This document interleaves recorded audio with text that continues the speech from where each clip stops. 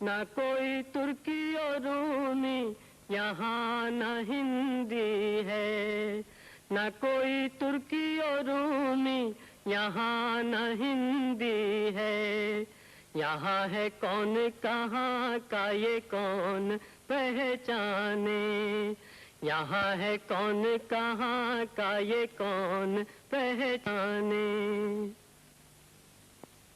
تو ہی مولا تو ہی مالک ہمارا، کریما داورا پروردگارا، تو ہی مالک ہمارا، کریما داورا پروردگارا،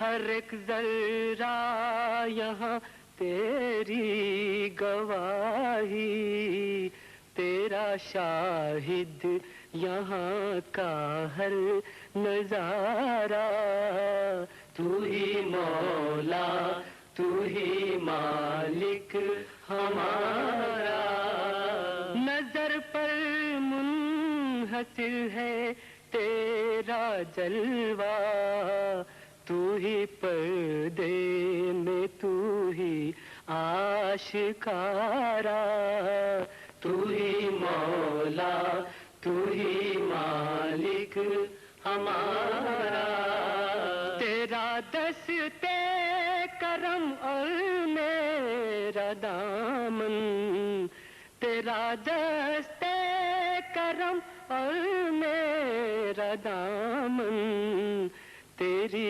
رحمت کا کلزم بے کنارا، تو ہی مولا تو ہی مالک ہمارا، تیرے احکام پر چلتے رہے ہم، یہی ہے مدعا دل کا ہمارا، تو ہی مولا۔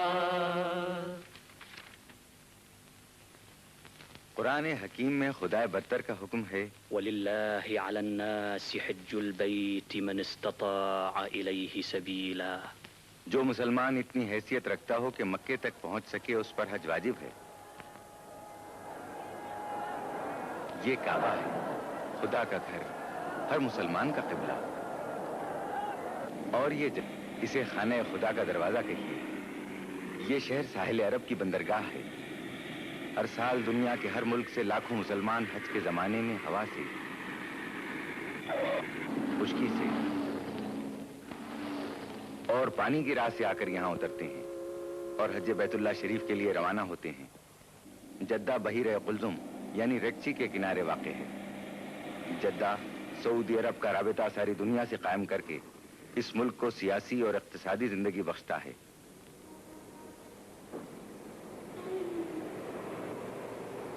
یہ قدیم زمانے سے عرب کی بندرگاہ ہے۔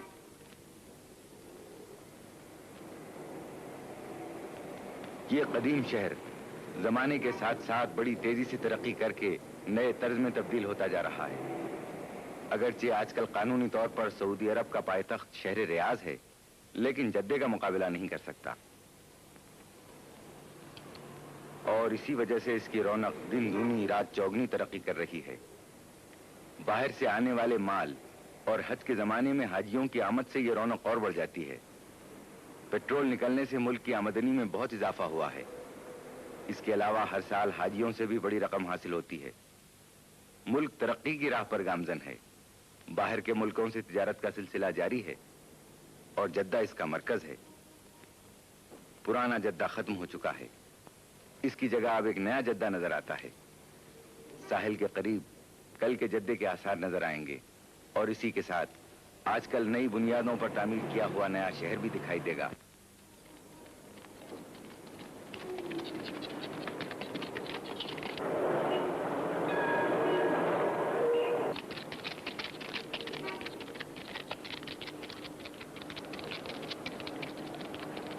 نئے اور پرانے اثرات کا خوشنما امتزاج۔ قدیم زمانے میں جدہ ایک چھوٹی سی بندرگاہ تھا جو مچھلی کے شکار اور بادبانی کشتیوں کے چھوٹی موٹی تجارتی ضرورتوں کے کام آتا تھا۔ آج کل جدہ ایک بہت بڑی بندرگاہ اور تجارت کا ایک بڑا مرکز۔ حج کے زمانے میں کاروبار بہت زیادہ بڑھ جاتا ہے، رونق انتہا کو پہنچ جاتی ہے۔ سکہ تبدیل کرنے والوں کی دکانوں میں ملک کے رنگ برنگے نوٹوں کی بہتات سے ایک چمن سا کھیلا نظر آتا ہے۔ یہ باموں، گنبدوں، میناروں، کوچوں، بازار، نہاں انہی میں ہیں عہد رسول کے آثار۔ ایک طرف سعودی حکومت کے ادارے ہیں اور دوسری طرف دنیا کے دوسرے ملکوں کے سفارت خانے۔ ان سے جدے کی اہمیت میں اور بھی اضافہ ہو گیا ہے۔ حج کے زمانے میں دوسرے ملکوں سے آنے والے حاجیوں کے خیر مقدم میں سرکاری ادارے اور غیر ملکی سفارت خانے دونوں ہی سرگرم نظر آتے ہیں۔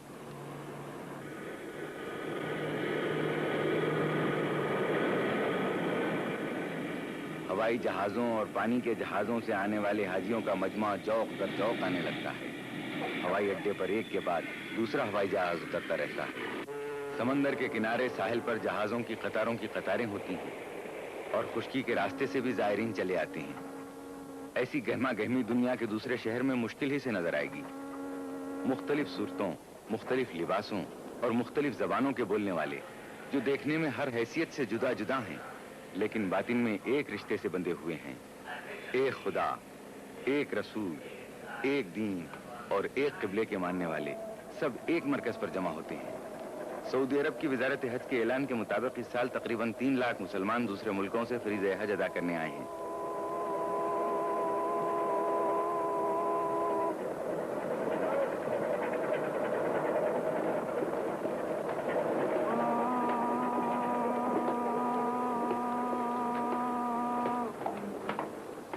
امید کو لیے یہ کس دیار کی طرف رواں دواں ہے قافلے، امید دید یار میں، تصور جمال میں، دیار یار کی طرف رمل نہ جا چلے، دیار یار کی طرف نہ جا چلے۔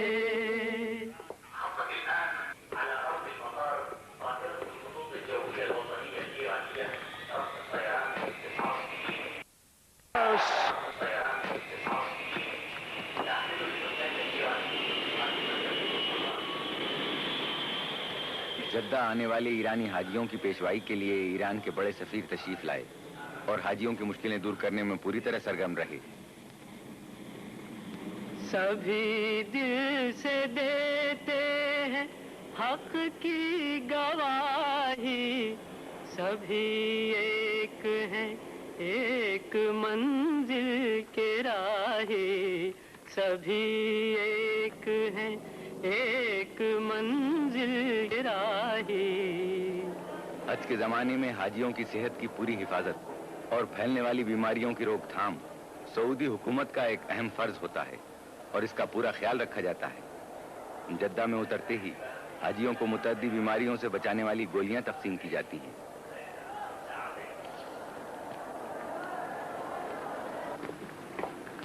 حاجیوں کے دستوں کے دستے افریقہ کے دور دراز مقامات سے بھی اور جنوبی و مشرقی ایشیا کے دور افتادہ جزیروں سے بھی۔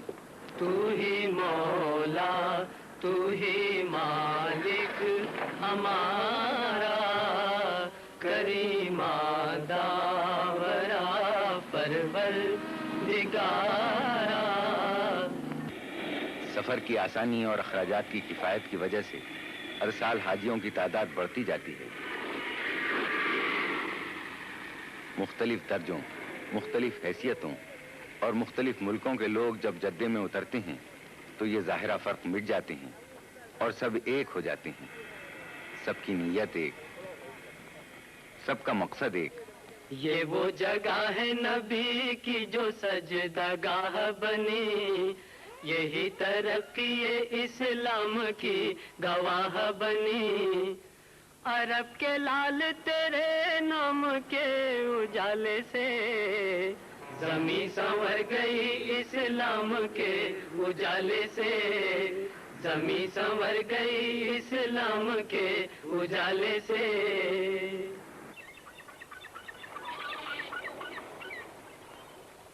لڑائی ہو یا امن، نماز چھوٹے بڑے، آفیسر اور سپاہی سب کو ایک کر دیتی ہے. بندہ و صاحب و محتاج و غنی ایک ہوئے، تیری سرکار میں پہنچے تو سبھی ایک ہوئے. لاکھوں آنے والوں میں سب عام لوگ ہی نہیں ہوتے، بڑے بڑے سیاسی مدبر اور حکومتوں کے اعلیٰ ذمہ دار بھی ہوتے ہیں، رعایا بھی، تاجدار بھی. لیکن اسلام نے ہر فرق مٹا ڈالا ہے. سب مسلمان ہیں، سب بھائی بھائی، نہ کوئی بڑا نہ کوئی چھوٹا. بڑا جو سب سے زیادہ نیک کردار ہو، جیسا کہ خدا نے قرآن مجید میں فرمایا ہے، اللہ کے نزدیک تم میں وہ سب سے بڑا ہے جو سب سے زیادہ پرہیزگار ہے.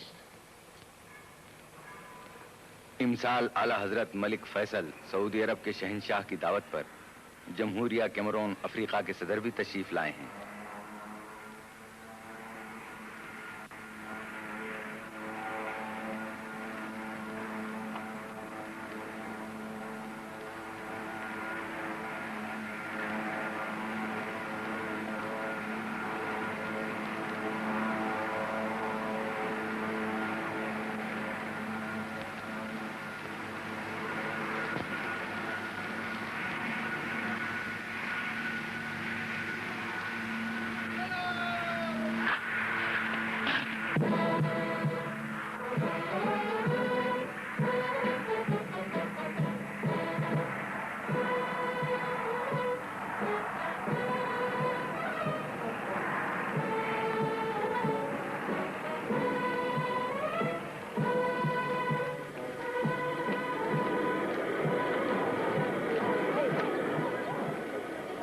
یہ مدینۃ الحاج ہے. یہ جدے کی ایک بہت بڑی عمارت ہے اور اسے پورے ملک میں بڑی اہمیت حاصل ہے. جدے میں جمع ہونے والے حاجیوں کو مکے یا مدینے جانے والی بسوں کے انتظار میں چند روز مدینۃ الحاج میں ٹھہرنا پڑتا ہے. اس عمارت کے بہت سے حصے ہیں. ہر حصے میں ایک ہی ملک یا ایک ہی قافلے کے آنے والوں کو الگ الگ ٹھہرایا جاتا ہے.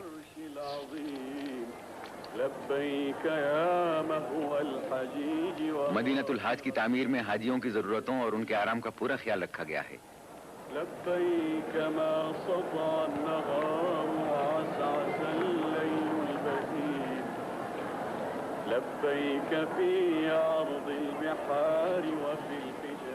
بیٹھنے، کھانا کھانے، نہانے، نماز پڑھنے کی الگ الگ جگہیں موجود ہیں. ہر سال حاجیوں کی بڑھتی ہوئی تعداد کی وجہ سے تھوڑی دقت ضرور پیدا ہو سکتی ہے. اسی خیال کے پیش نظر مدینۃ الحاج میں مزید اضافے اور توسیع ہونے کا اندازہ کیا جاتا ہے. جدے میں حاجیوں کے ٹھہرنے کی مدت بہت کم ہوتی ہے. جلد آ جانے والے عام طور پر پہلے مدینے کا سفر کرتے ہیں تاکہ رسول خدا کے پاک روزے کی زیارت سے مشرف ہو جائیں. لیکن جو لوگ بعد میں آتے ہیں اور حج کا زمانہ قریب آ جاتا ہے وہ سیدھے مکے جاتے ہیں تاکہ حج کا فریضہ پہلے ادا کر لیں، اس کے بعد مدینہ شریف کی زیارت کریں. حج کے دن قریب آتے ہی شہر جدہ قریب خالی ہو جاتا ہے. یہاں کے باشندے بھی زیادہ تر حج کے لیے چلے جاتے ہیں. ہم بھی دوسرے حاجیوں کے ساتھ جدے سے مکے کی طرف روانہ ہوں گے. مسافران حرم رہ گزر میں دم لے کر چلے ہیں سوئے حرم، جذبہ حرم لے کر. تیری خوشی کے لیے راہ میں قیام ہوا، سفر کا مرحلہ اولی تمام ہوا.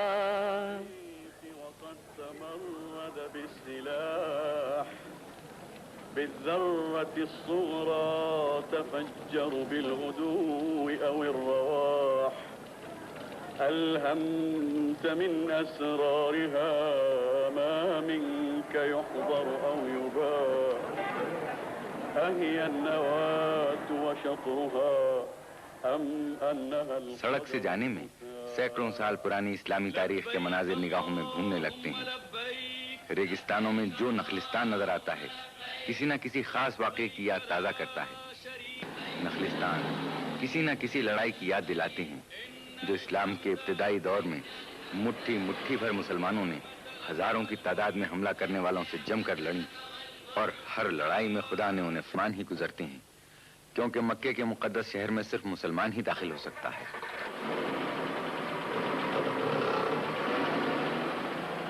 اور یہ ہے مکہ، خدا کا شہر، انسانی آزادی کی پناہ گاہ۔ یہ صاف ستھرا اور ہموار شہر رسول اکرم کی جائے پیدائش ہے۔ اسی شہر سے اپنے خدا کی یکتائی اور عظمت کا نعرہ بلند کیا۔ اللهم آمني من عذابك يوم تبعث عبادك أسألك بأنك أنت الله الذي لا إله إلا مسجد الحرام کعبے کے گرد بنی ہوئی وسیع عمارت ہے جو پاک دل کی طرح پاکیزہ ہے۔ ہم بھی حاجیوں کے ساتھ باب السلام یعنی سلامتی کے دروازے سے مسجد الحرام میں داخل ہوئے۔ یہ وہ جگہ ہے جس کی طرف دنیا کے ہر مسلمان جو مقدس مسجد الحرام میں آتا ہے ہر غلطی اور ہر نامناسب بات کو اپنے دل سے دور کرتا ہے۔ پاک سلامتی کا یہ در ہے، تیری پناہ میں ہے، تیرے غلام سبھی تیری بارگاہ میں ہے۔ مسجد الحرام کے بیچوں بیچ ہے، گویا مسلمان طواف کر کے خانہ خدا پر صدقہ ہوتا ہے۔ مالک الملک لا شریک لہ وحدہ لا الہ الا ہوا، لا الہ الا ہوا، بر فلک عرش بر زمین کعبہ منزل لا الہ الا ہوا، لا الہ الا ہوا، اسی سرکار سے ہوا ہے عطا خلعت لا الہ الا ہوا، لا الہ الا ہوا، یک زبان ہو کے مصطفیٰ والو سب کہو لا الہ الا ہوا، لا الہ الا ہوا، لا الہ الا ہوا، لا الہ الا ہوا۔ محمد صلى الله عليه وآله وسلم. اللهم إني أسألك العفو والعافية والمعافاة الدائمة في الدين والدنيا 7 بار کعبے کا طواف کرنا واجب ہے، اور ہر طواف کے درمیان ایک دعا پڑھی جاتی ہے۔ ہر طواف حجر اسود سے شروع کیا جاتا ہے اور وہیں پر آ کر ایک چکر ختم ہوتا ہے۔ طواف کرتے وقت کعبے کو بائیں شانے کی طرف ہونا۔ صحیح کا مطلب ہے صفا اور مروہ کی پہاڑیوں کے درمیان آہستہ آہستہ دوڑ کر جانا اور واپس آنا۔ یہ پھیرے بھی 7 بار ہوتے ہیں۔ دونوں پہاڑوں کے درمیان کا فاصلہ 314 میٹر ہے۔ اس طرح ایک حاجی کو صحیح کرنے میں پورا فاصلہ تقریباً 4600 میٹر یا تقریباً 2 میل 60 ہے۔ جن لوگوں کے لیے بڑھاپے، بیماری، کرسی پر بیٹھ کر جسے آدمی چلاتے ہیں صحیح کر سکتے ہیں۔ صحیح جناب حاجرہ رضی اللہ تعالی عنہا زوجہ حضرت ابراہیم خلیل اللہ کی یادگار ہے۔ اے پروردگار، بخش دے اور رحم فرما، اور ہماری جو خطائیں تیرے علم میں ہیں ان سے درگزر فرما۔ تو بہت غالب اور بڑا طاقتور ہے اور بڑا کریم ہے۔ اے عطا پاش خطا پوش ہے، ستار ہے تو، ہم گناہ گار سیاہ کار ہیں، غفار ہے تو۔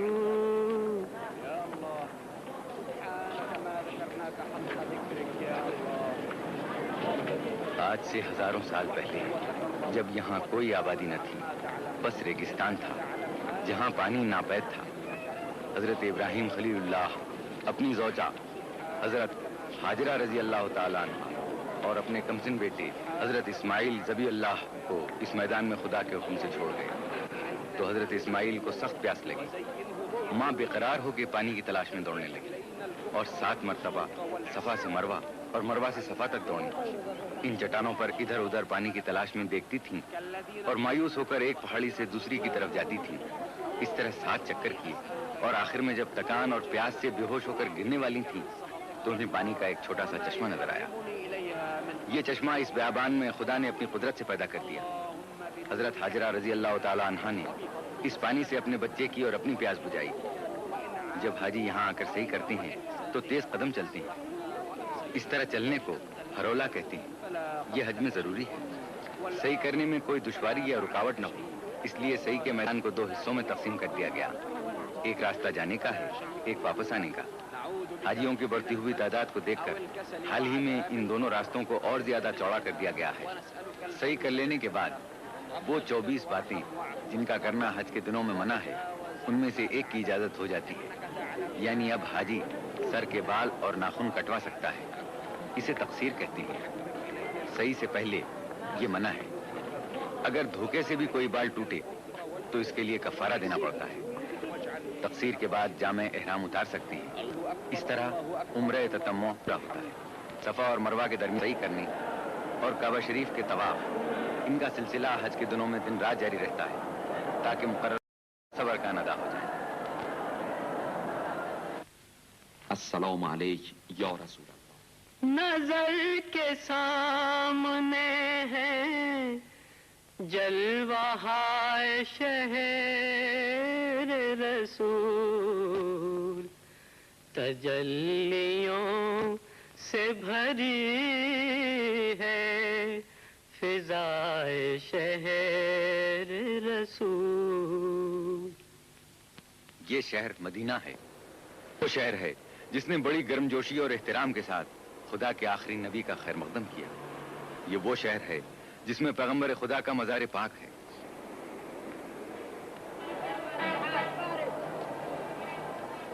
مدینے میں مسجد نبوی سب مسجدوں سے بڑی اور باعظمت ہے.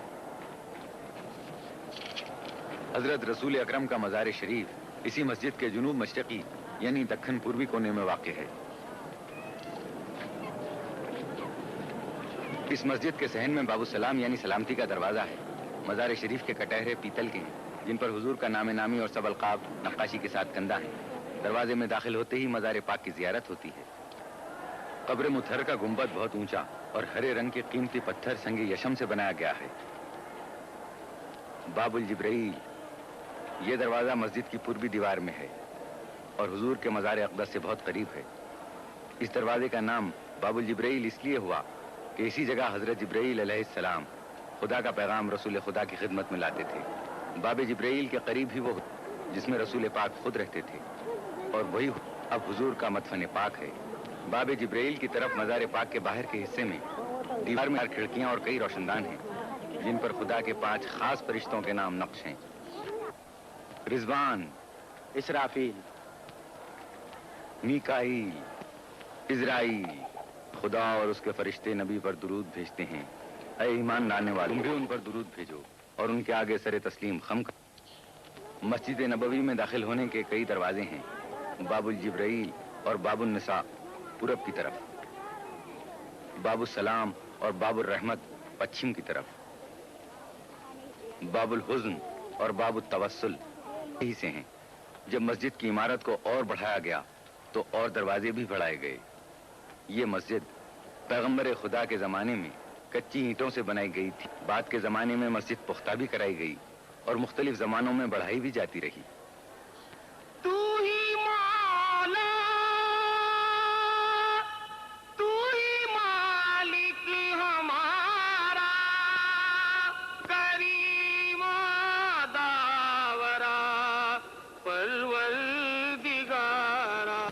تو ہی مولا، تو ہی مالک ہمارا، کریم داورا پروردگارا. تو ہی مولا. رسول خدا کے مزار پاک کے شمالی گوشے میں ایک کمرہ ہے جو حضور کے نواسوں حضرت امام حسن علیہ السلام اور حضرت امام حسین علیہ السلام کے مکان کے نام سے مشہور ہے.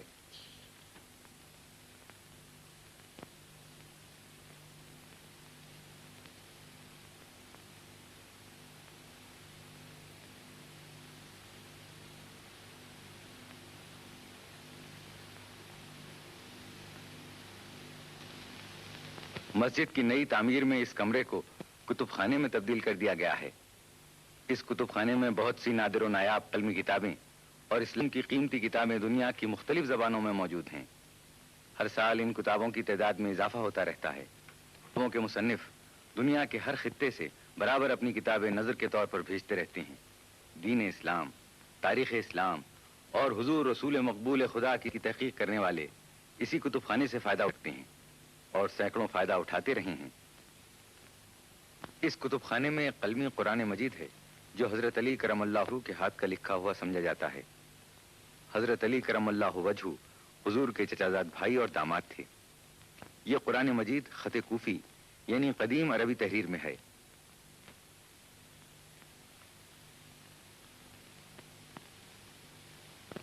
ایک اور نادر و نایاب چیز یہاں ہے، رسول حق کا فرمان حاکم مصر کے نام۔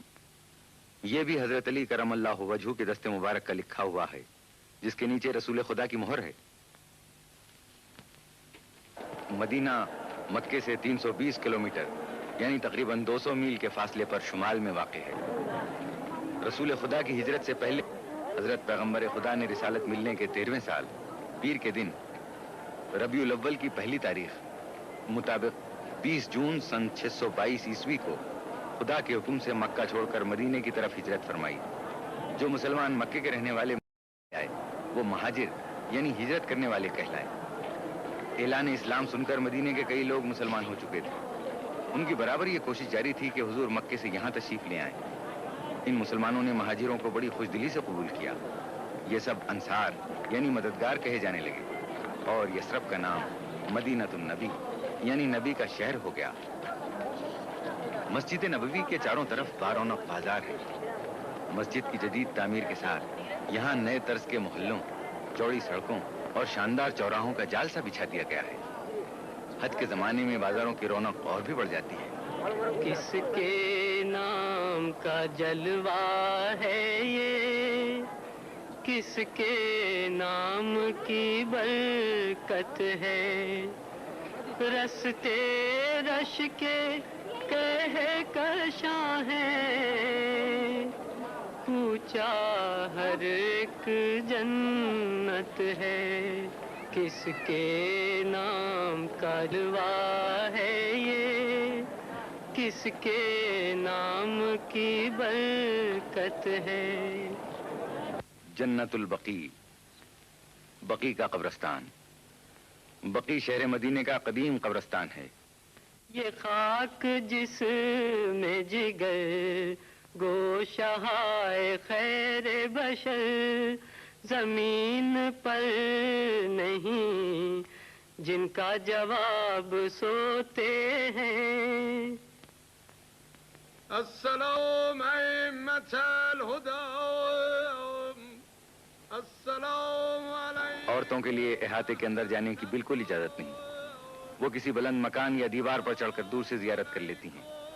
مردوں کو البتہ دن میں تھوڑی دیر کے لیے اجازت مل جاتی ہے۔ دن رات کے باقی حصے میں پھاٹک بند رہتا ہے اور پہرا ہوتا ہے۔ نبی اکرم اکثر یہاں تشریف لاتے اور یہاں کے مرحومین کے لیے دعائے مغفرت فرماتے تھے۔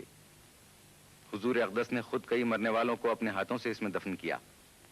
آپ کی اکثر ازواج مطہرات، بنات طاہرات، اہل بیت نبوت کے بہت سے ممتاز افراد اور کئی جلیل القدر صحابہ کرام یہاں دفن ہیں۔ یہاں حضور کی صاحبزادی حضرت فاطمہ زہرا سلام اللہ علیہا اور 4 اماموں کی قبریں ہیں۔ یہ امام رسول خدا کی اولاد ہیں۔ سیدنا امام حسن علیہ السلام، سیدنا امام زین العابدین علیہ السلام، سیدنا امام محمد باقر علیہ السلام، سیدنا امام جعفر صادق علیہ السلام۔ ان کے علاوہ مسلمانوں کے تیسرے خلیفہ حضرت عثمان غنی رضی اللہ تعالیٰ عنہ بھی یہاں دفن ہیں۔ زمین کو ناز ہے جن پر فلک کو حیرت ہے، یہ وہ جگہ ہے جہاں آفتاب سوتے ہیں۔ ریاض احمد مرسل کے پھول اور غنچے زمانے بھر میں جو تھے انتخاب سوتے ہیں، وہ جن کے قلب منور تھے نور احمد سے، وہ رخ پہ خاک کی ڈالے نقاب سوتے ہیں۔ یہ خاک جس میں جگر گوشہائے خیر بشر۔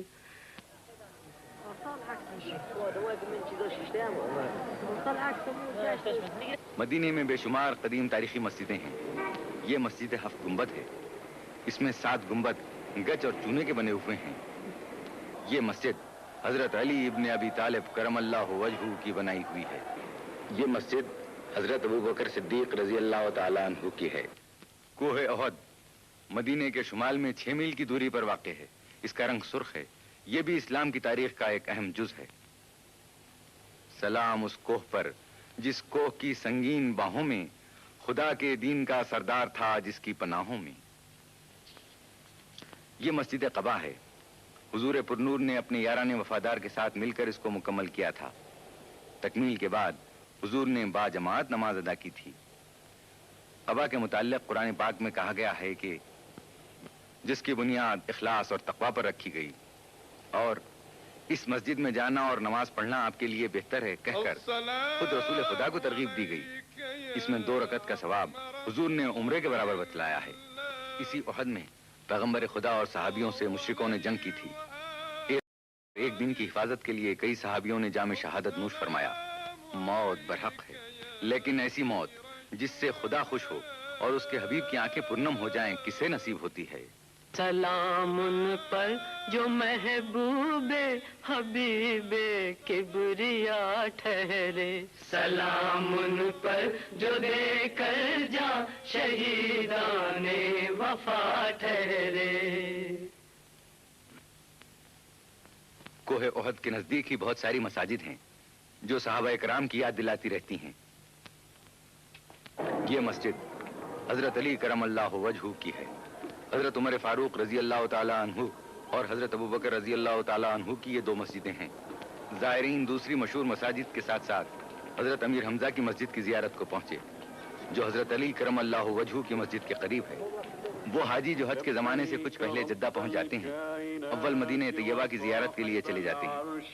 سما گئی ہے دلوں میں ہوائے شہر رسول، خدا دکھائے تو سب کو دکھائے شہر رسول۔ سما گئی ہے دلوں میں ہوائے شہر رسول، 1000 دل ہیں دیار حبیب کے صدقے،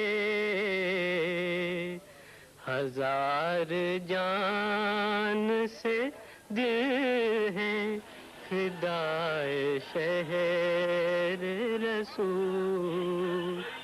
خدا سے جنت فردوس مانگنے والوں، جو مانگنی ہو تو مانگو دعائے شہر رسول۔ سما گئی ہے دلوں میں ہوائے شہر رسول۔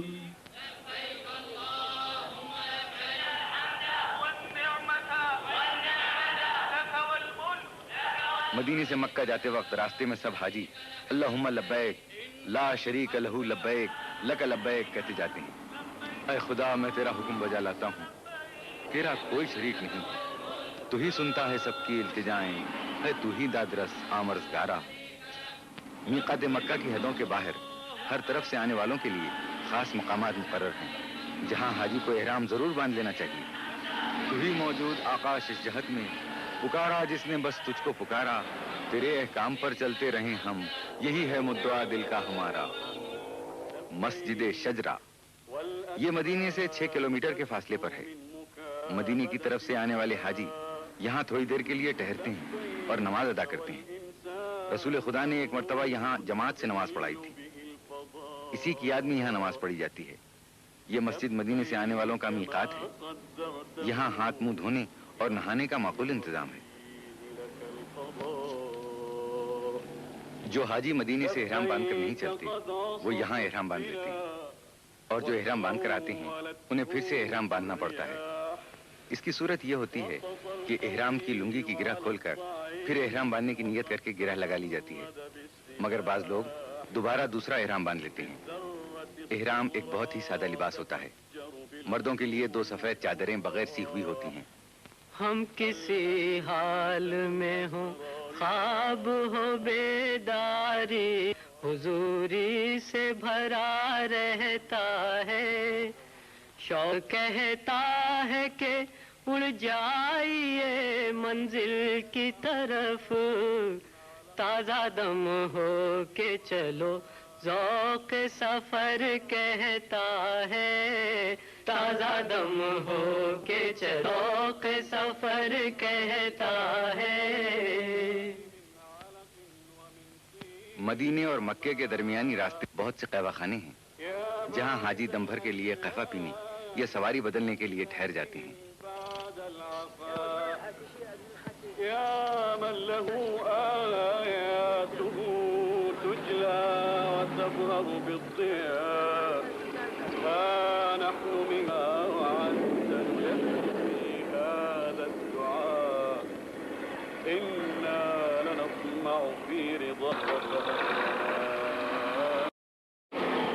یعنی صفا سے مروہ اور مروہ سے صفا جانے آنے میں دکانوں کے سامنے سے گزرنا پڑتا تھا اور صحیح میں آٹ پڑتی تھی۔ کعبہ شریف کے غسل کے وقت مسجد الحرام کے مجمع کو طواف کے دائرے کے باہر کر دیا جاتا ہے۔ پہلے فرش اور دیواروں کو جھاڑ کر صاف کیا جاتا ہے، پھر گلاب کا عرق ملے ہوئے پانی دیواریں اور فرش دھوئے جاتے ہیں۔ اس غسل کے لیے گلاب کا عرق بہت اعلیٰ درجے کا ہوتا ہے جو ہر سال ایران میں تیار کر کے اس ملک کی طرف سے بھیجا جاتا ہے۔ کعبہ شریف دروازے پر سونے چاندی کے خوشنما پتھر چڑھے ہیں اور ان میں قیمتی جواہرات جڑے ہیں۔ کلیددار مخمل کی تھیلی میں کنجی لیے آ رہا ہے تاکہ غسل کے وقت کعبۃ اللہ کا دروازہ کھل سکے۔ کعبے کی کلیدداری ایک بہت ہی عزت و احترام کا عہدہ مانا جاتا ہے۔ والیان ملک یا عمرہ یا دوسرے ملکوں کے سفیر جو بادشاہ کے مہمان ہوتے ہیں، ان میں ان جھاڑوؤں کے تن کے تبرک کے طور پر تقسیم کر دیے جاتے ہیں جن سے بیت اللہ شریف کی صفائی کا کام ہوتا ہے۔ پلکوں سے صاف جلوہ گہے لامکان کروں، حسرت ہے اس شرف پہ فدا اپنی جان کروں۔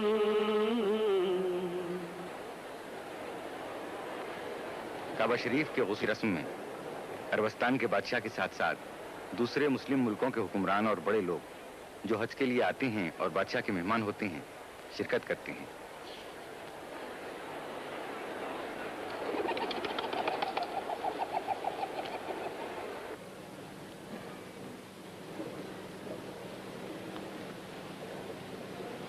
اللهم إني أسألك باسمك الذي يمشى به کعبے کو غسل دینے سے پہلے بادشاہ اور ان کے ساتھی 7 بار کعبے کا طواف کرتے ہیں۔ وأسألك باسمك الذي يهتز له عرش طواف در کریا ہو رہا ہے، دلوں پر نزول ضیا ہو رہا ہے، برستی ہے رحمت کرم کی ہے بارش، کی ہے بارش، فقیروں پہ فضل خدا ہو رہا ہے، طواف در کبریا ہو رہا ہے، دلوں پر نزول ضیا ہو رہا ہے، طواف در کبریا ہو رہا ہے، دلوں پر نزول ضیا ہو رہا ہے، جمال روشن فضائیں حرم عرش رب العلا ہو رہا ہے، طواف نزول ضیا ہو رہا ہے، طواف در کبریا ہو رہا ہے، دلوں پر نزول ضیا ہو رہا ہے۔ اجعلني ممن يحبك ويحب رسولك صلى الله عليه وآله وملائكتك وعبادك الصالحين۔ شاہ سعود طواف کے بعد مقام ابراہیم پر نماز ادا کرتے ہیں۔ حضرت ابراہیم گزشتہ نبیوں میں خاص درجہ رکھتے ہیں۔ قرآن گار عزت و احترام کا مرکز ہوئی ہے۔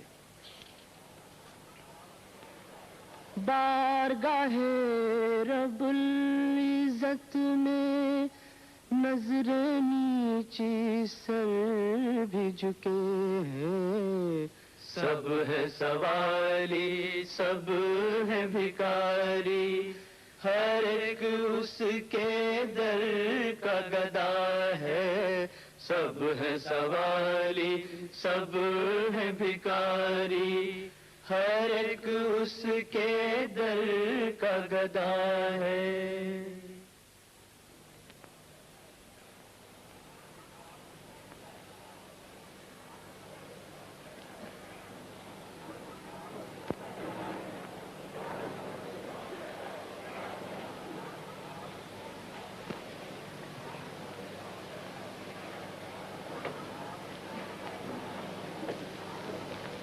نماز کے بعد بادشاہ کچھ مخصوص لوگوں کو ساتھ لے کر کعبے کے اندر جاتے ہیں۔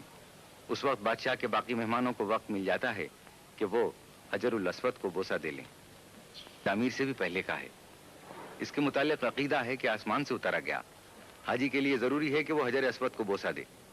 ہزاروں سال گزر گئے، لاکھوں کروڑوں نہیں اربوں انسانوں نے اسے متبرک مان کر چوما ہے۔ ادائے فرض ہوا آج اس کے صدقے میں، چلے ہیں ہو کے سبک سار سر اٹھائے ہوئے، حضور یار آئے نظر جھکائے ہوئے۔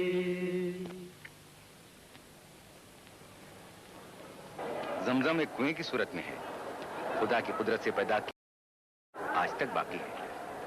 حاجی برکت جان کر اس پانی کو چکھتے ہیں اور کپڑوں پر چھڑکتے ہیں، تڑپ کی طرح تھوڑا اپنے وطن بھی لے جاتے ہیں۔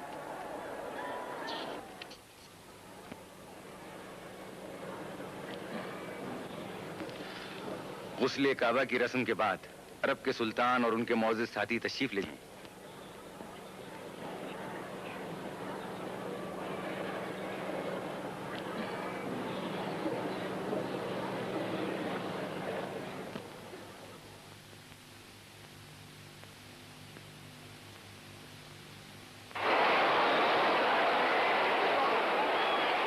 اور حاجیوں کا مجمع بیت اللہ شریف کے گرد طواف کرنے، حجر اسود کو بوسہ دینے کے لیے آزاد ہو جاتا ہے۔ کعبے کا دروازہ اگرچہ غسل کے بعد چند منٹ کھلا رہتا ہے، لیکن ہر شخص پوری کوشش کرتا ہے کہ کسی نہ کسی طرح کعبہ شریف کے اندر پہنچے۔ اسی کوشش میں وقت ختم ہو جاتا ہے اور سیڑھی ہٹا لی جاتی ہے، دروازہ بند کر لیا جاتا ہے۔ اس وقت لگائے ہوئے نظر آتا ہے، دل میں حسرت لیے، آنکھوں میں آنسو لیے بیت الحرام کا طواف شروع ہو جاتا ہے، جیسے دل میں بس یہی ایک خیال ہو، دیدار کے پیاسے ہیں، دیدار کی حسرت ہے، ایک بار نہیں مولا 100 بار کی حسرت ہے۔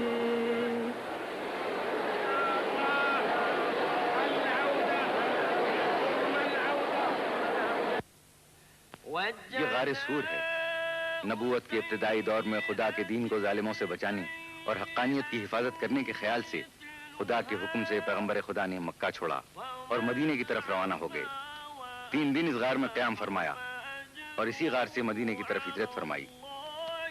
ہجرت کے 8 سال بعد مکے سے بے یار و مددگار گیا ہوا خدا کا رسول مسلمانوں کی ایک بڑی تعداد کے ساتھ حج کے لیے آیا اور بغیر لڑائی کے مکہ قبضے میں آ گیا۔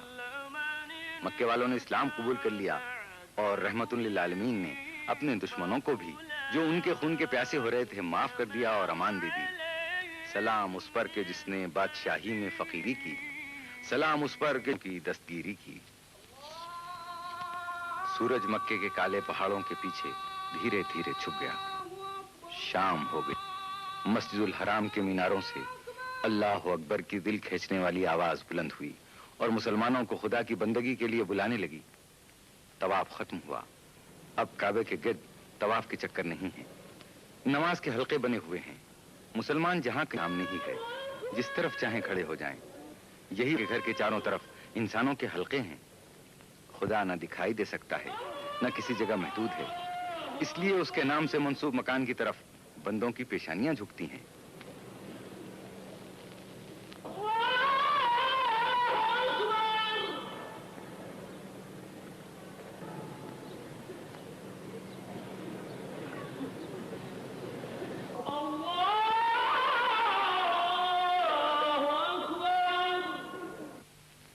یہ عرفات ہے، ایک لق و دق ریگستان، مکے سے 24 کلومیٹر دور۔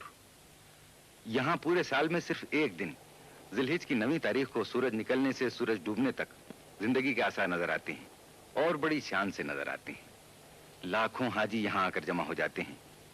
9ویں ذی الحج کو دوپہر سے شام تک ہر حاجی کو یہاں ٹھہرنا ضروری ہے۔ یہ بھی حج کے ارکان میں داخل ہے۔ اسی جگہ حضور صلی اللہ علیہ وآلہ وسلم نے ذی الحج کی 9ویں تاریخ کو ہجرت کے 10ویں سال اپنے آخری حج کے موقع پر مسلمانوں کو اپنے گرد جمع کر کے خطبہ ارشاد فرمایا تھا اور وصیت فرمائی تھی۔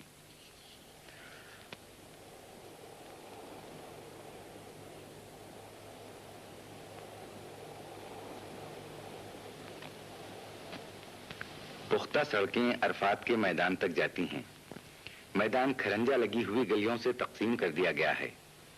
یہاں مستقل طور پر پانی کا ایک ذخیرہ بنا دیا گیا ہے۔ ایک اسپتال کی عمارت اور مسجد بھی ہے جو میدان کی مناسبت سے بہت سادہ لیکن بہت خوبصورت ہے۔ خیمے لگنے شروع ہو گئے۔ سعودی عرب کی وزارت حج و اوقاف کچھ دن پہلے ہی سے حاجیوں کے آرام مہیا کر دیتی ہے۔ یہ خیمے حاجیوں کی تعداد کے لحاظ سے ہر ملک کے قافلے میں تقسیم کر دیے جاتے ہیں۔ خیموں کے درمیان پانی کے نل لگے ہوتے ہیں۔ عرفات کا میدان ان خیموں سے چھپ جاتا ہے۔ جہاں تک نظر جاتی ہے خیمے ہی خیمے نظر آتے ہیں۔ عرفات کا میدان میدان حشر کی یاد دلاتا ہے۔ جبل الرحمت یعنی رحمت کا پہاڑ، گرمی کی شدت، دھوپ جسموں کو جلائے دیتی ہے، لیکن خدا کے بندے جو اس کی رحمت کے امیدوار ہیں جبل الرحمت پر آ جا رہے ہیں۔ عرفات میں اور کوئی خاص فریضہ ادا کرنا نہیں ہوتا۔ اصل میں یہاں آنا لازم اس لیے کیا گیا ہے کہ تمام دنیا کے مسلمان جو حج کے لیے آئیں ایک جگہ جمع ہو جائیں اور اس طرح ہر ملک کے مسلمان دوسرے ملکوں کے اسلامی بھائیوں کے حالات سے آگاہ ہوتے رہیں۔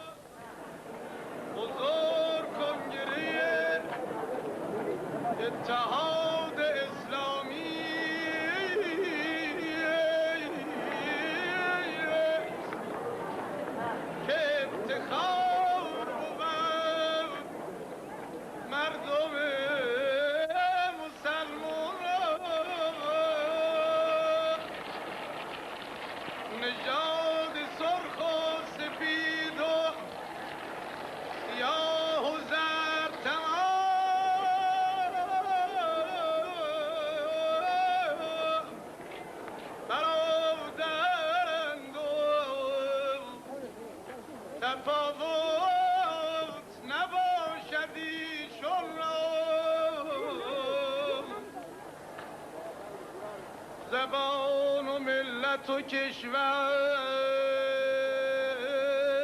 نمی نماید به حکم واعتصموا پیروان قرآن را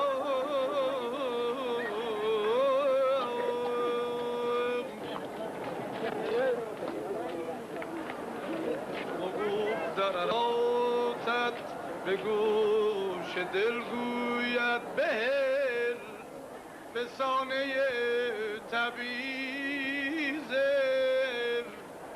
نوع انسان را.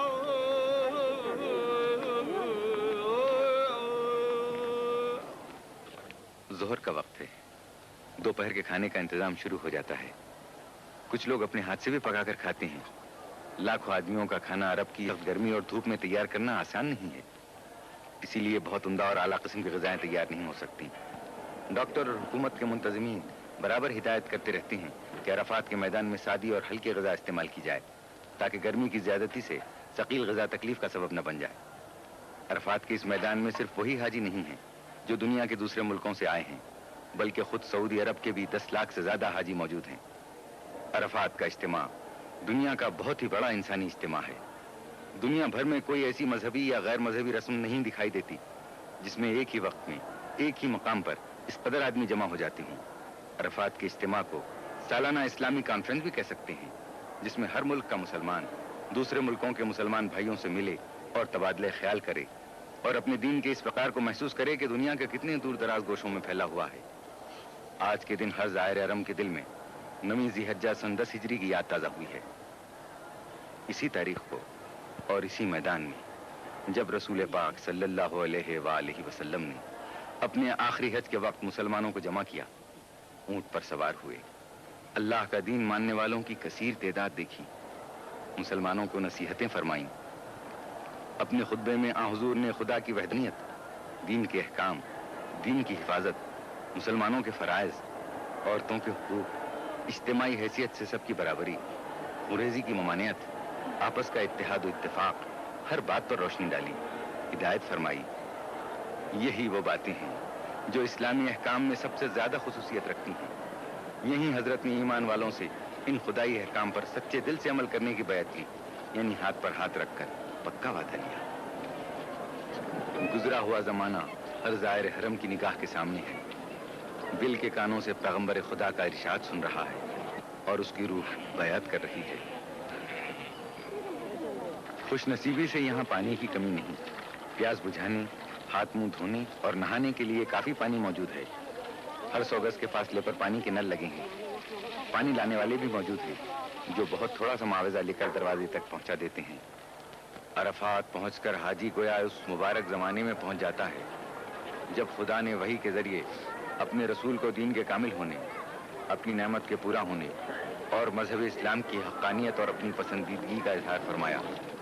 چنانچہ قرآن مجید میں ارشاد ہوا ہے، آج کے دن ہم نے تمہارے لیے تمہارے دین کو کامل کر دیا اور تمہارے واسطے دین اسلام کو پسند کر لیا۔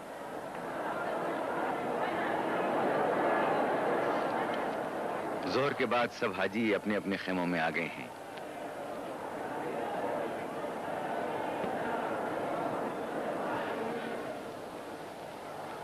کوئی نماز ادا کر رہا ہے،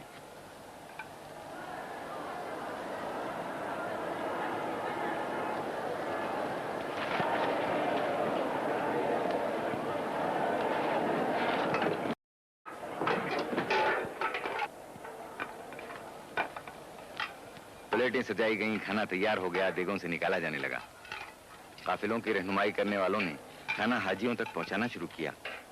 یہ لوگ اپنے کام میں بہت ہوشیار ہوتے ہیں، برسوں سے یہی خدمت انجام دے رہے ہیں۔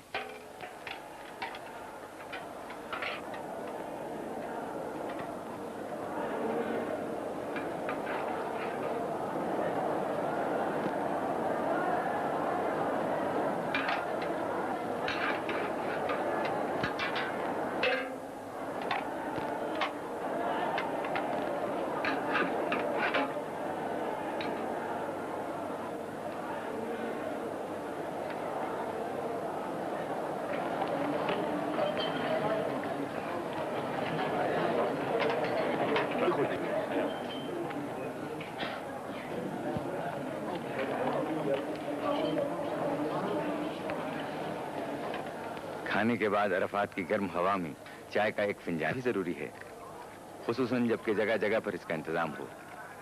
عرب اس حقیقت سے اچھی طرح واقف ہیں کہ سخت گرمی میں بنسبت برف کے ٹھنڈے پانی کے گرم چائے پیاس بجھانے زیادہ مدد دیتی ہے۔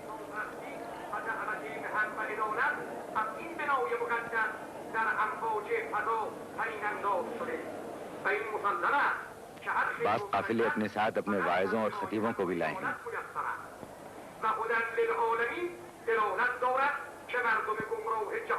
و کاروان سرگردان بشریت را این خانه دلالت به حق می نماید و به کمال مطلوب می رساند و خلق خدا را برای شناختن حق و فداکاری در راه نجات خلق به محیط امن و عدالت رهبری می فرماید و این خانه پرچمی که بر بام دنیا به اهتزاز درآمده تا کاروان بشر راه را گم نکند و گرفتار سرابهای مهلک ضلالت نشود و فیه آیات و بینات یعنی چشمهای خدایی در این سرزمین باز می‌شود. خیموں کے باہر واعظ اور خطبوں کا سلسلہ جاری ہے. حج کی تاریخ اور اس کے فائدے بیان ہو رہے ہیں، لیکن اس وقت بھی بہتر حاجی جبل الرحمت پر جانے کو ترجیح دیتے ہیں.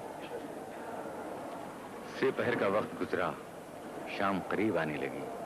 حاجیوں کے دستے عرفات سے مشعر الحرام کی طرف جانے شروع ہو گئے. یکے بعد دیگر گاڑیاں روانہ ہونے لگیں. کاروان شوق ایک منزل سے دوسری منزل کی طرف رواں دواں ہیں. سامان سمیٹا جانے لگا. دریاں، قالین اور فرش لپیٹے جانے لگے. خیمے بھی اکھاڑ لیے جائیں گے اور 1-2 گھنٹے کے بعد اس میدان میں پھر ہمیشہ کی طرح خاموشی اور ویرانی چھا جائے گی اور صرف ہوا خاک اڑانے کو رہ جائے گی. ایسی خاک جس کے لیے مدتوں مسلمان اپنے اپنے وطن میں منہ پر ملنے کے لیے تڑپتے رہتے ہیں، اور کئی تو بغیر اس پاک جلوے کو دیکھے ہی دنیا سے کوچ کر جاتے ہیں. یوں تو نگاہ شوق نے کیا کیا نہیں دیکھا، جلوہ جو دیکھنا تھا وہ جلوہ نہیں دیکھا.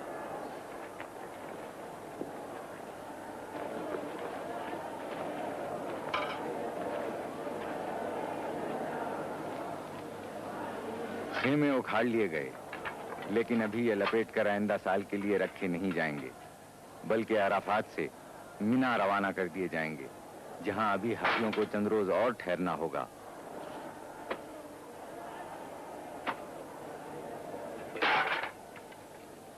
عرفات اور مشعر الحرام کے درمیان تقریباً 10 میل سے زیادہ فاصلہ نہیں، لیکن بھیڑ کی وجہ سے راستہ نہیں ملتا. موٹروں کو اتنا سا فاصلہ طے کرنے میں 3 گھنٹے لگ جاتے ہیں. اس لیے بعض حاجی پیدل چلنے کو بہتر سمجھتے ہیں، کیونکہ پیدل آدمی آسانی سے راستہ نکال سکتا ہے.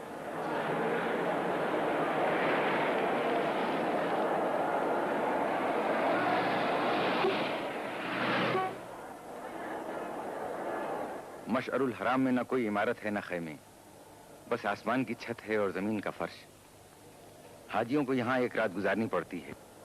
رات ہی میں حاجی یہاں سے چھوٹی چھوٹی کنکریاں چن کر جمع کر لیتے ہیں، جو دوسرے دن مینا کے میدان میں 3 شیطانوں کو مارنے کے کام آتی ہیں، تاکہ حضرت ابراہیم علیہ السلام کی طرح بدی پر نیکی کی فتح کے سبق کو پھر سے دہرا لیں.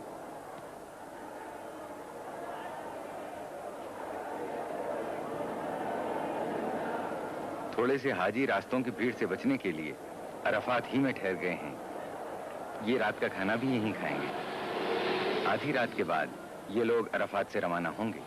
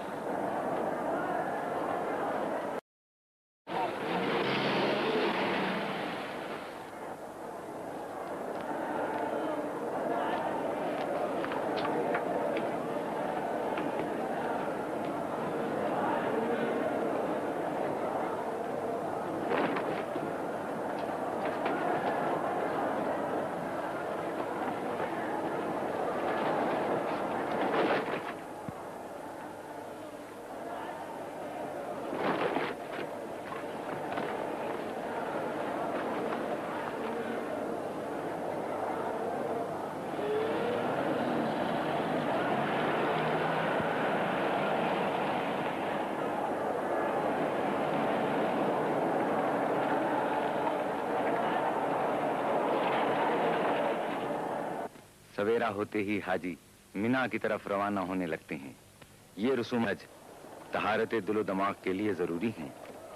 मुख्तलिफ मकामात पर जाकर अरकान मुकर्ररा की तकमील करना हकीकत में नेकी, पाकीज़गी और वहदानियत का सबक है। इसीलिए कहा गया है, हज के बाद आदमी इसी तरह मासूम हो जाता है जिस तरह एक बच्चा शिकम मादर से दुनिया में आता है।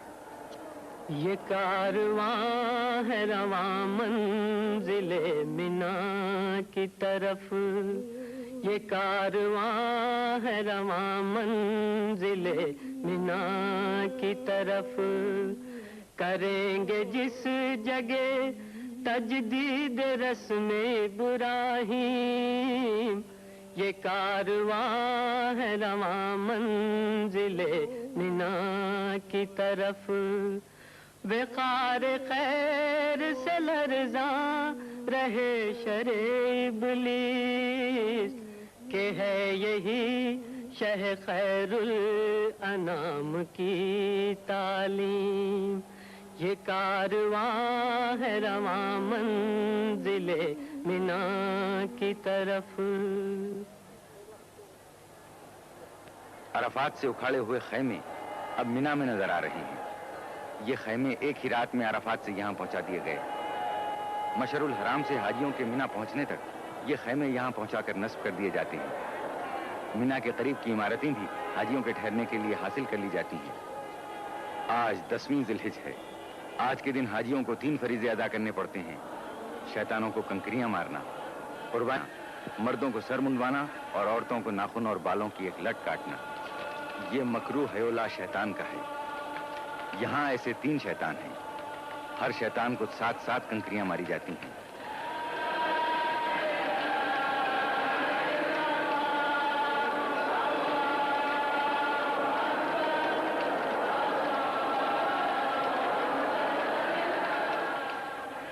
आज की ज्यादातर कंकरियां सबसे पिछले शैतान पर पड़ती हैं।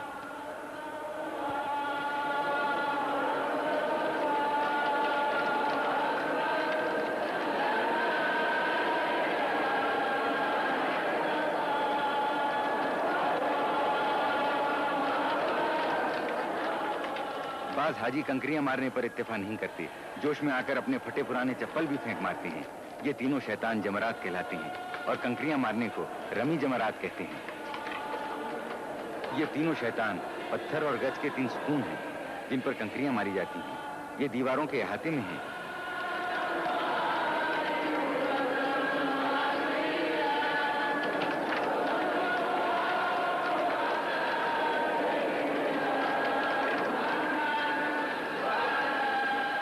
बाज हाजी अपने मौल्लिम यानी रहबर से कंकरियां मारने का तरीका पूछते हैं ताकि निशाना खाली न जाए और फरीजा पूरा हो। बाज अपनी कंकरियां बार बार गिनते हैं ताकि इत्मीनान हो जाए कि तादाद से ज्यादा या कम तो नहीं है। कंकरियां मारने का वक्त 3 दिन तक है, मगर सब हाजी एक ही दिन में ये फर्ज अदा कर लेना चाहते हैं और बड़े जोश में होते हैं। लेकिन इतने आदमी एक ही दिन में ये काम खत्म नहीं कर सकते। ये सिलसिला 3 दिन तक जारी रहता है।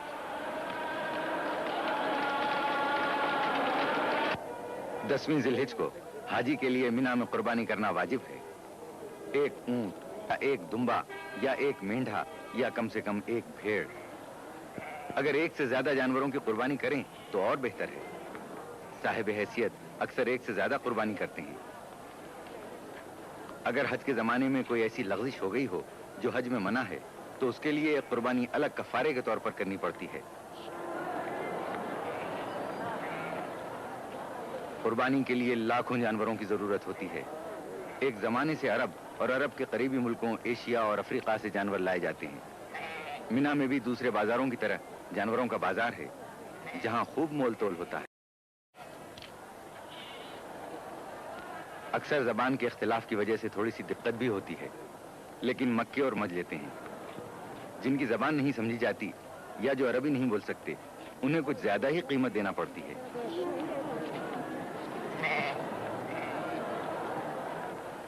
कुर्बानी का फर्ज अदा होना शुरू हो गया।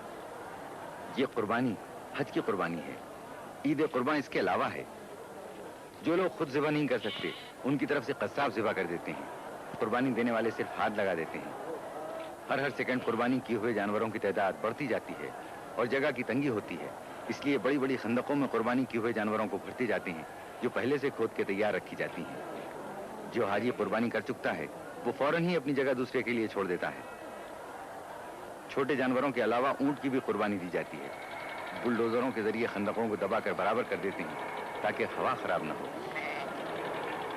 कुर्बानी हजरत इब्राहीम की यादगार है और अल्लाह ने इस वाक़े को तारीखी अहमियत दे दी। मुसलमानों पर उसको इसलिए फर्ज कर दिया कि ऐसी बेलौस बेगरज मोहब्बत पैदा कर लें जिसमें रत्ती बराबर शुबा न हो।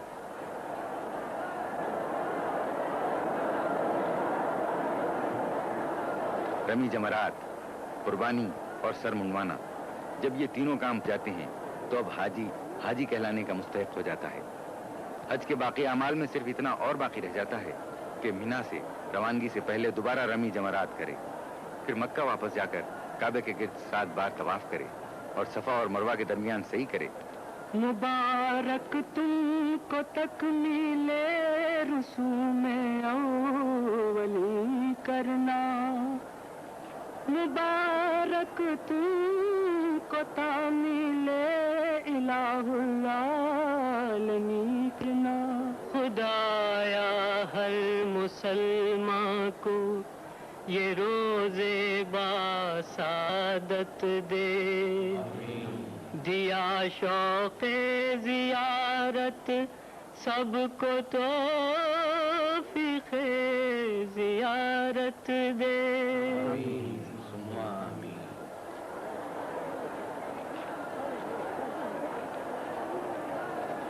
जिलहिज की 11वीं तारीख को हाजी मिना से रुखसत होने से पहले दोबारा रमी जमरात करने आते हैं। आज तीनों सुतूनों पर 7-7 कंकरियां मारना वाजिब है, इस तरतीब से कि पिछले शैतान पर, फिर पहले पर और आखिर में दरमियानी पर। अगर निशाना चूक जाए तो दोबारा कंकरी मारी जाती है। आदमियों की इतनी भीड़ और धूप की तेजी की वजह से लोग बदहवास होते हैं, इसलिए अक्सर निशाना गलत हो जाता है और कंकरियां बजाय सुतूनों पर पड़ने के दूसरे हाजियों के सरों पर पड़ जाती हैं। इस तरह फिर निशाना लगाना पड़ता है। ये कंकरियां भी पहले ही मशरुल हराम से चुनकर जमा कर ली जाती हैं। ये तीनों सुतून उन 3 मकामात के निशान हैं जहां जहां शैतान ने हजरत इब्राहीम खलीलुल्लाह को बहकाने की कोशिश की। उन्होंने उस मरदूद के 7 कंकरियां मारी जिससे वो मलऊन जमीन में धंस के रह गया। इसी तरह 3 बार इब्राहीम अलैहिस्सलाम ने 7-7 हाजियों का 7-7 कंकरियां मारना हजरत इब्राहीम की यादगार है, ताकि हर हाजी को ये याद रहे कि शैतान के बहकावे में कहीं न फंस जाना और राह रात से न भटक जाना। हाजियों का क़याम 3 रोज तक मिना में रहता है। इन दिनों में मकामी बाजार की रौनक बहुत ज्यादा बढ़ जाती है। बाजार बैनुल अक़वामी नुमाइश नजर आने लगता है। दुनिया के हर मुल्क का खास और उम्दा माल यहाँ मिल सकता है।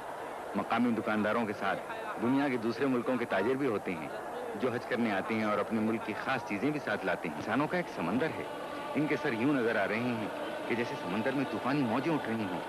औरतों और बूढ़ों को ऐसी हालत में बड़ी दुश्वारी का सामना करना पड़ता है, लेकिन अल्लाह की खुशनुदी का ख्याल बाजुओं में जोश पैदा कर देता है। अकीदे की पुख्तगी हर मुश्किल को आसान कर देती है। आपको इस मजमे में हर मुल्क, हर रंग, हर सिन्फ और हर उम्र के लोग नजर आएंगे। मर्द, औरत, बूढ़े, जवान, गोरे, सांवले, जर्द और सियाफाम। मिना का मैदान एक चलता फिरता चमन सा नजर आता है जिसमें हर रंग का फूल हो, हर चीज जुदा जुदा। मगर जिस तरह वो काम एक कर रहे हैं, इस तरह उनके दिलों में भी एक नूर ईमानी है, एक हालत और एक ख्याल दिल में लिए हुए। अल्लाहु अकबर, अल्लाहु अकबर, ला इलाहा इल्लल्लाह, अल्लाहु अकबर। ऐ खुदा तू अजीम, तू वाहिद है, तू बड़ा है। पिछली खताओं को दरगुजर कर आइंदा नेक रहने की तौफीक अता फरमा, क्योंकि तेरी रहमत बेपाया है। रहमत पर तेरी मेरे गुनाहों को नाज है। बंदा हूँ, जानता हूँ तू बंदा नवाज है। रमी जमरात के लिए हर शख्स दूसरे से आगे बढ़ जाना चाहता है। इस तरह जोश में आना और शैतानों को कंकरियां मारना अजीब नजारा पेश करता है। मिना में हाजियों के ठहरने का मसला अब भी तवज्जो करने के काबिल है। तमाम खेमे और वो इमारतें जो हासिल कर ली जाती हैं, उनमें भी एक की जगह कई मजबूरन ठहराया जाता है। फिर भी एक बड़ी तादाद यूं ही रह जाती है। मिना में यह है मस्जिद खीफ। ये इतनी ही कदीम है जितना दीन इस्लाम। हुजूर सरवर आलम ने अपने सहाबियों के साथ कई बार इस मस्जिद में नमाज जमात अदा फरमाई है। मस्जिद का सहन काफी बड़ा है, जिसकी लंबाई 100 मीटर और चौड़ाई 90 मीटर है। मस्जिद के सहन में एक गुंबद है जिसके मुताल्लिक कहा जाता है कि यह हजरत के ठहरने का हुजरा था। جس میں حضرت نے تہجد کی نماز ادا فرمائی تھی۔ جرے کونین کے پڑے ہیں قدم، نہیں وہ خاک کے ذرہ شر کی عظمت کے، یہ سب امین ہیں میراث آدمیت کے۔ نلوں میں پینے کا پانی زیادہ تر باولیوں سے حاصل کیا جاتا ہے۔ باولیاں ایرانی طرز کی اور سینکڑوں سال پرانی ہیں۔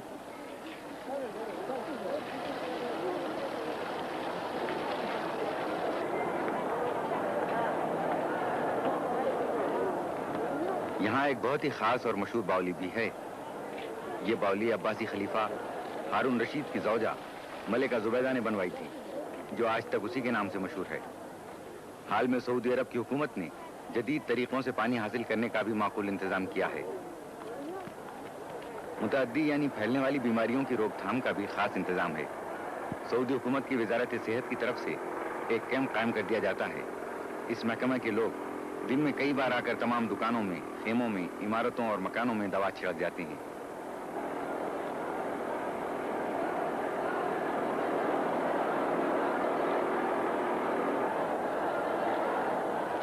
ابھی تک پورے حاجیوں سے رمی جمرات کا فرض ادا نہیں ہوا ہے۔ دیکھیے تو کس جوش و خروش سے حاجی تینوں شیطانوں کو کنکریاں مار رہے ہیں۔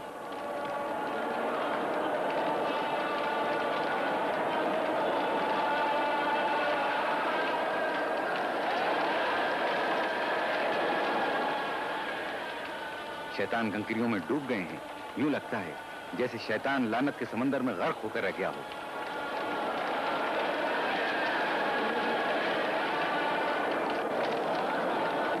مینا کے سب اعمال بجا لانے کے بعد حاجی بیت اللہ شریف کی طرف لوٹ رہے ہیں تاکہ خانہ خدا کا رخصتی طواف کر لیں اور جو نمازیں خاص طور پر مقرر ہیں انہیں ادا کر لیں۔ مینا سے مکہ شریف 12 کلومیٹر دور ہے۔ اس مقدس ترین اور پاک مقام پر خاص لطف آتا ہے۔ موٹر کاروں اور بسوں کو بھیڑ کی وجہ سے رک رک کر آہستہ آہستہ چلنا پڑتا ہے، اس لیے پیدل چلنے والے اور موٹریں قریب قریب ساتھ ہی مکہ شریف پہنچتے ہیں۔ تیرے احکام پر چلتے رہے ہم، تیرے احکام پر چلتے رہے ہم، یہی ہے مدعا دل کا ہمارا، یہی ہے مدعا دل کا ہمارا، کریمہ داورا پروردگارا۔ ہم ایک بار پھر مسجد الحرام کے درمیان کعبہ معظم کی زیارت کے لیے حاضر ہوئے۔ مسجد الحرام کی وسیع عمارت کے درمیان کعبہ دل کی حیثیت رکھتا ہے۔ مسجد الحرام کے وسیع صحن میں سفید کپڑے کے تھان پھیلے ہوئے ہیں۔ یہ تھان کعبے کے پردے سے مس کیے جاتے ہیں اور ان پر زمزم کا پانی چھڑکا جاتا ہے۔ حاجی اس کپڑے کو لے جاتے ہیں تاکہ مرنے کے بعد انہیں اسی کپڑے کا کفن دیا جائے۔ موت برحق ہے کہ جو بھی ہے وہ فانی ہے۔ خانہ خدا جس کی بنیاد ابراہیم علیہ السلام نے رکھی اور حضور اکرم نے اس کی تکمیل فرمائی۔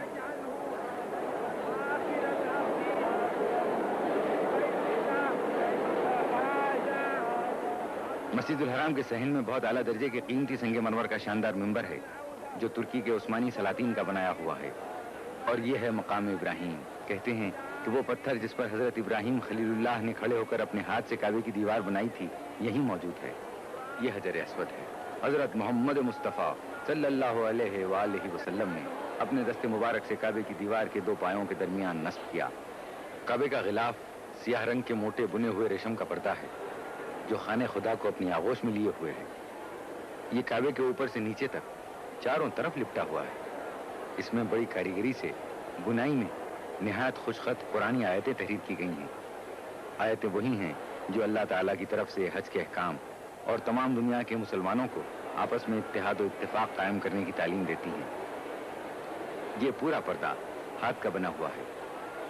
اس فلم کی تیاری کے موقع پر جب ہمارے کیمرامین نے مسجد الحرام کی عکاسی شروع کی تو آسمان بالکل صاف تھا لیکن یکایک بادل آنے شروع ہوئے اور دیکھتے ہی دیکھتے سارا آسمان بادلوں سے ڈھک گیا. مشتاق تجلی کو بس ایک تجلی دے، بڑھ جائے طرف دل کی کچھ ایسی تسلی دے. مشتاق تجلی کو بس ایک تجلی دے.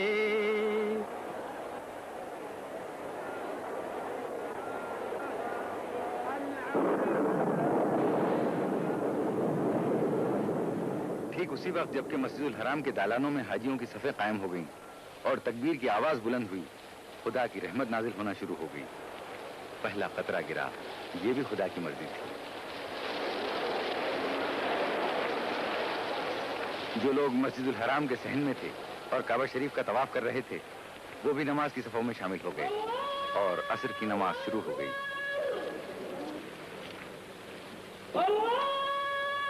شروع کرتا ہوں اللہ کے نام سے جو بہت مہربان اور رحم کرنے والا ہے.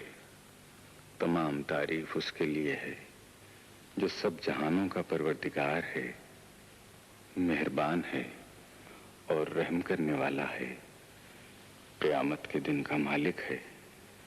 ہم تیری ہی عبادت کرتے ہیں اور تجھی سے مدد مانگتے ہیں. ہم کو سیدھے راستے کی ہدایت فرما، ان کا راستہ جن پر تم نے اپنی نعمتیں نازل کی، ان کا راستہ نہیں جن پر تیرا غضب ہوا اور جو بھٹک گئے. شروع کرتا ہوں اللہ کے نام سے جو بڑا مہربان اور رحم کرنے والا ہے.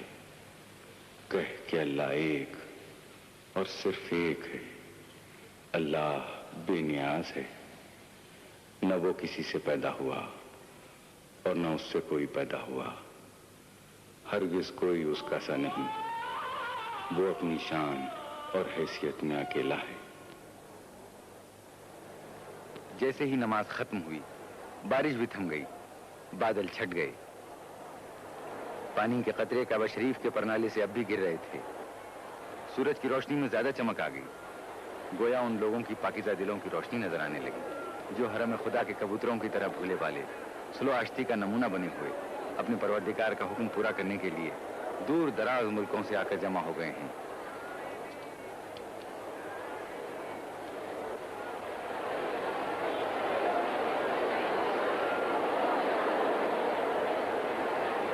حاجی کس شوق سے کعبے کے پرنالے کے نیچے ہاتھ پھیلائے ہیں کہ خانہ خدا کی چھت پر سے بہے ہوئے پانی کا کوئی قطرہ ملے اور برکت حاصل ہو جائے. ایسا شاندار نظارہ شاید ہی کبھی کسی کو دیکھنا نصیب ہوتا ہے. یہ سعادت آسانی سے حاصل نہیں ہوتی. پہلی بار اس کی مفصل تصویر لے کر اس نظارے کو محفوظ کیا گیا ہے. یہ بھی خدا کی خاص رحمت ہے. حاجیوں کے منا سے مکہ آنے کا سلسلہ جاری ہے. ابھی تک سب لوگ مکہ نہیں پہنچ سکے ہیں، اگرچہ منا سے مکہ کا فاصلہ کچھ زیادہ نہیں. باوجود کہ سب راستے یک طرفہ کر دیے جاتے ہیں، یعنی ادھر سے ادھر آنے والوں کو راستہ ملتا ہے، ادھر سے ادھر جانا بند ہوتا ہے. سعودی عرب کی پولیس بھی بڑا انتظام رکھتی ہے کہ سفر میں ذرا سی بھی رکاوٹ نہ پڑے. گاڑیوں اور پیدل چلنے والوں کی قطاریں الگ اور قاعدے سے بنا دی جاتی ہیں. پھر بھی اتنی تعداد میں گاڑیاں اور پیدل چلنے والے ہوتے ہیں کہ آسانی سے آگے بڑھنا مشکل ہوتا ہے. سفر کی رفتار بہت سست رہتی ہے. بہت ممکن ہے کہ حاجیوں کا آخری دستہ آدھی رات کے بعد مکہ پہنچ سکے. یہ ایمان کا جوش، یہ حج کا شوق 1400 سال سے جاری ہے. اس میں کوئی کمی نہیں ہوتی بلکہ زیادتی ہی ہوتی جاتی ہے. یہ پہاڑیاں جو مکے کے مقدس شہر سے صرف 9 کلومیٹر کے فاصلے پر ہیں، دین اسلام کی ابتدا کی خاموش گواہ ہیں. اسلام کی حیرت ناک ترقی، حق کی ایک آواز اور اس کا ساری دنیا میں اتنی جلدی پھیل جانا. یہ پہاڑیاں ان سب تاریخی حقیقتوں کی چشمدید گواہ ہیں.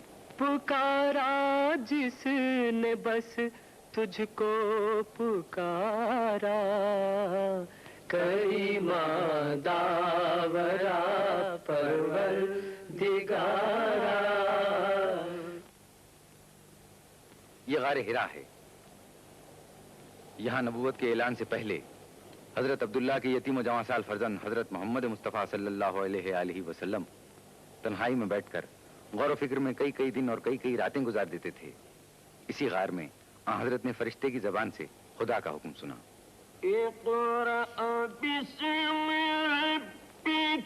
پڑھو اپنے پالنے والے کے نام سے جو سب سے عظیم ہے۔ سب کچھ پیدا کیا، انسان کو جمے ہوئے خون سے پیدا کر دیا۔ یہ نبوت کے ظاہر کر دینے کا حکم تھا۔ آج 1400 سال کے بعد بھی جب حاجی حج کا فریضہ ادا کرنے مکہ آتے ہیں تو اس غار کی زیارت کو بھی آتے ہیں جس کے دل میں پیغمبر اسلام کے قدموں کے نشان چھپے ہوئے ہیں اور جس کے ذروں میں اس جسم پاک کی خوشبو بسی ہوئی ہے۔ دل کے کانوں سے اسی وحی کی آواز سنتے ہیں، انہیں وہ نعرہ سنائی دینے لگتا ہے جس نے مردہ دلوں میں نئی زندگی کی لہر دوڑا دی تھی۔ غار ہرا پہاڑ میں ہے جو مکے سے قریب 5 میل کے فاصلے پر شمال میں ہے۔ راستہ پتھریلا اور دشوار گزار ہے۔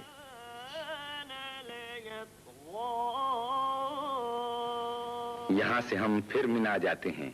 اب مینا بالکل خالی، خاموش، جوتے اور کنکریاں کھا کر بڑا شیطان بھی چپ ہے۔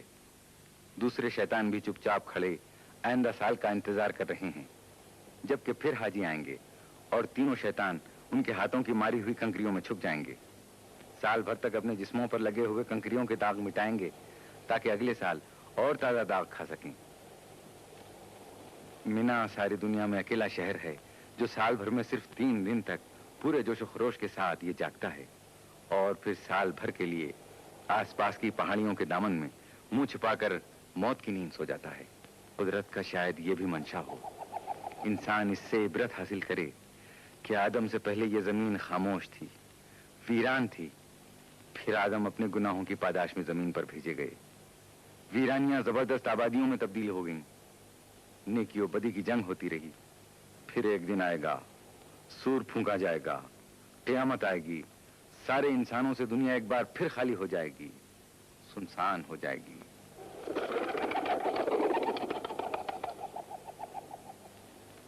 یہ کبوتر بھی کسی زندہ مقام کی طرف اڑ کر جا رہے ہیں۔ گھر خالی، کام کرنے کی مشینیں جیسے مردہ، مساجد چپ۔ شاید کبھی اتفاقاً کسی راہگیر کے قدموں کی آواز سنائی دے یا پاس سے گزر کر دور ہوتی ہوئی موٹر کے انجن کی صدا سے یہ گہری اور مستقل خاموشیاں لمحہ بھر کے لیے ٹوٹ جائیں، ورنہ اب سال بھر تک یہ خاموشی مینا کی قسمت ہے۔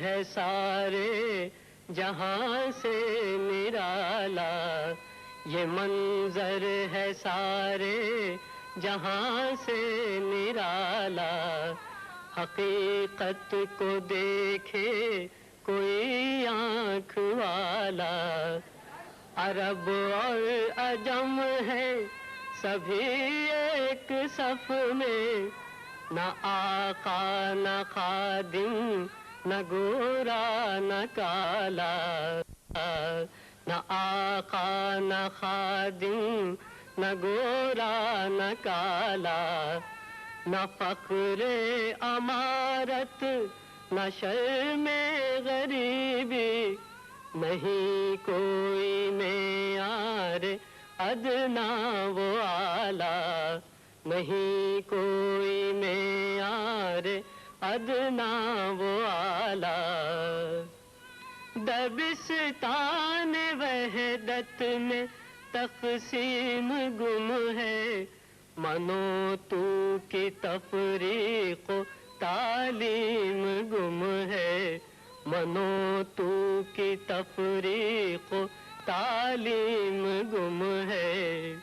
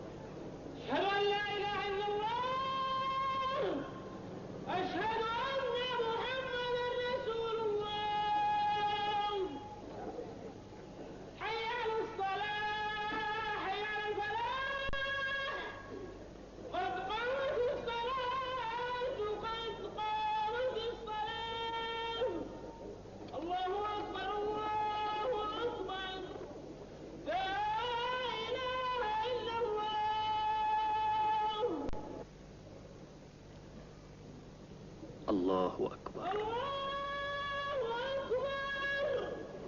الحمد للہ رب العالمین الرحمن الرحیم مالک یوم الدین ایاک نعبد و ایاک نستعین اهدنا الصراط المستقیم صراط الذین انعمت علیہم غیر المغضوب علیہم ولا الضالین.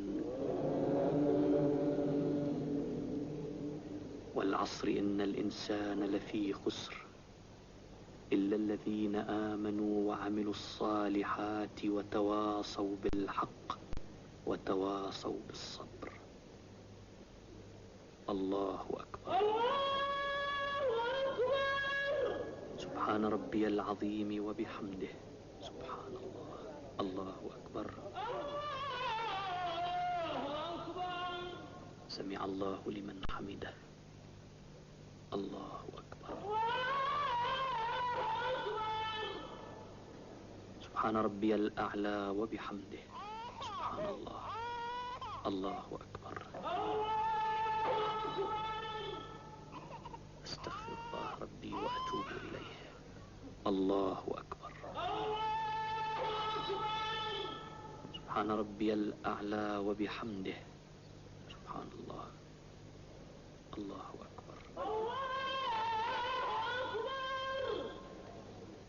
الحمد للہ رب العالمین الرحمن الرحیم مالک یوم الدین ایاک نعبد و ایاک نستعین اهدنا الصراط المستقیم صراط الذین انعمت علیہم غیر المغضوب علیہم ولا الضالین.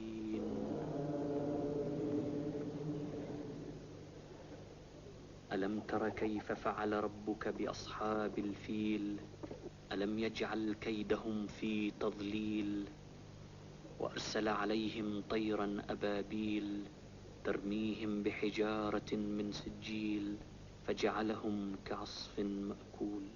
الله سبحان ربي العظيم وبحمده.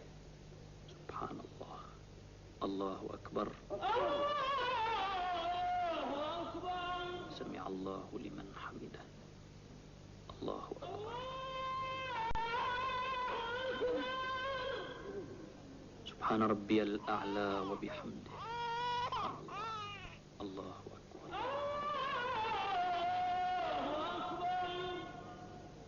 استغفر الله ربي وأتوب إليه. الله أكبر. سبحان ربي الأعلى وبحمده. سبحان الله. الله أكبر.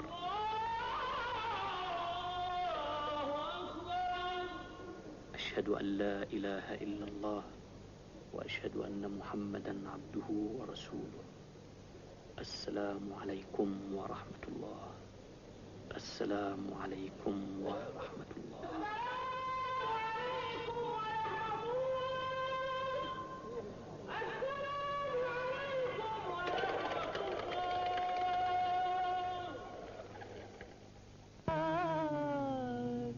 سلام علیک ودا کا رب العلا.